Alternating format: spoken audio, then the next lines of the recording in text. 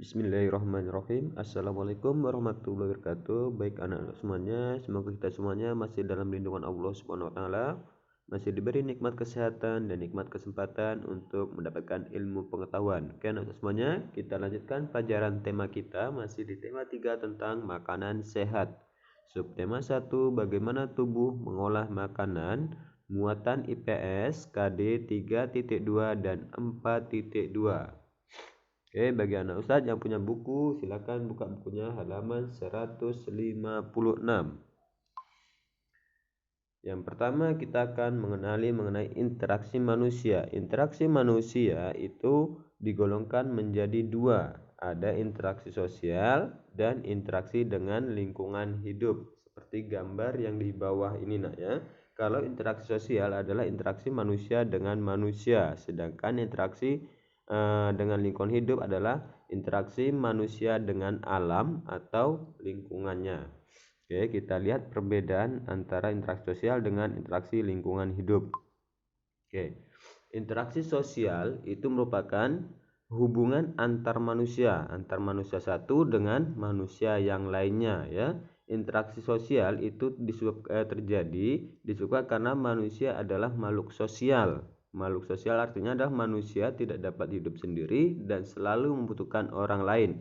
Seperti yang saya jelaskan di video sebelumnya, manusia itu membutuhkan orang lain sejak dalam kandungan sampai dia meninggal, itu tetap membutuhkan orang lain ya.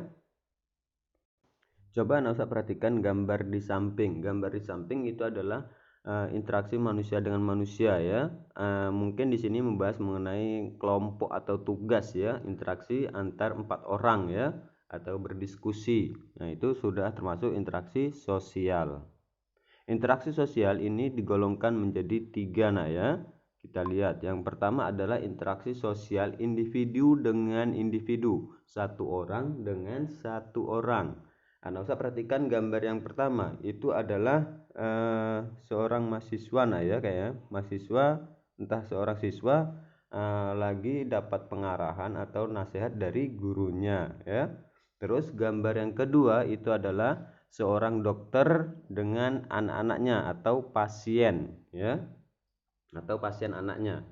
Oke, terus gambar yang ketiga itu adalah interaksi antara orang tua dengan anaknya lagi belajar nak ya. Nah, itu adalah interaksi sosial individu dengan individu, satu orang dengan satu orang. Terus yang selanjutnya adalah interaksi sosial individu dengan kelompok ya, satu orang dengan beberapa orang. Contohnya gambar yang pertama itu adalah seorang guru sedang menjelaskan pelajaran kepada beberapa siswanya ya, satu orang dengan beberapa orang. Terus gambar yang kedua adalah narasumber sedang menjelaskan kepada audiennya yang mendengarkannya. Itu adalah interaksi individu dengan kelompok. Terus gambar yang ketiga itu adalah seorang guru sedang memberikan penjelasan atau pengarahan kepada beberapa siswa. Kayaknya di sini siswa yang mendapatkan hukuman ya. Itu adalah contoh interaksi sosial individu dengan kelompok. Yang selanjutnya adalah interaksi sosial kelompok dengan kelompok, beberapa orang dengan beberapa orang.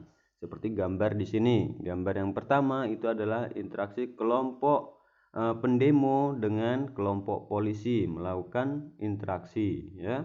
Terus gambar yang kedua itu adalah kegiatan tarik tambang atau lomba tarik tambang. Di sini antara penarik kelompok 1 dengan kelompok 2 saling berinteraksi.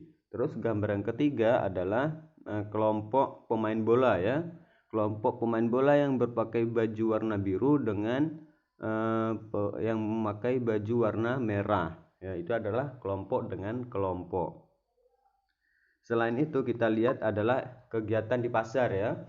Kegiatan di pasar itu terjadi beberapa interaksi ya. Nah, interaksi di sini bisa terjadi interaksi antara pembeli dengan penjual, pembeli dengan pembeli, penjual dengan penjual, dan penjual dengan pemasok barang produksi. Jadi di pasar itu banyak terjadi interaksi ya. Oke, yang selanjutnya kita lihat adalah interaksi manusia dengan lingkungan hidup.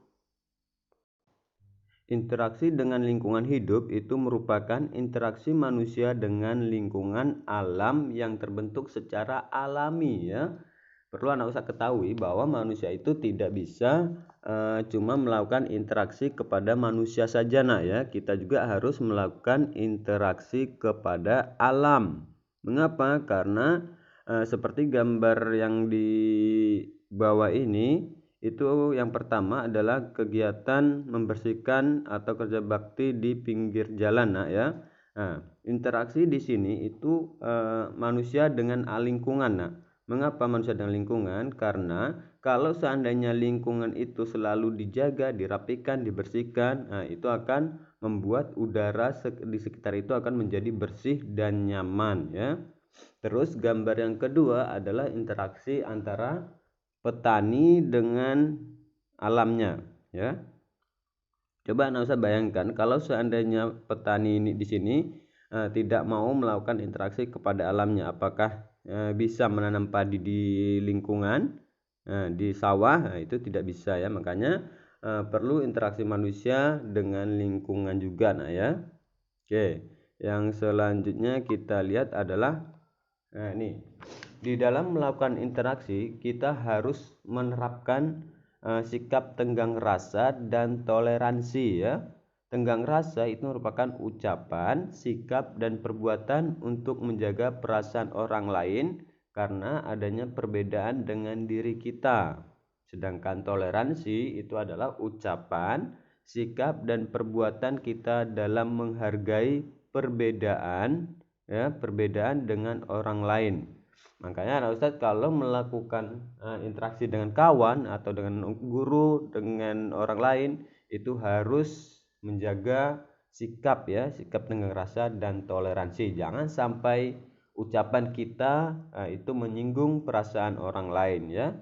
Oke nak ya, mungkin cukup sekian dulu videonya. Ustadz lebih dan kurang Ustadz mohon maaf. Ustadz akhiri dengan wabillahi taufiq wal hidayah. Wassalamualaikum warahmatullahi wabarakatuh.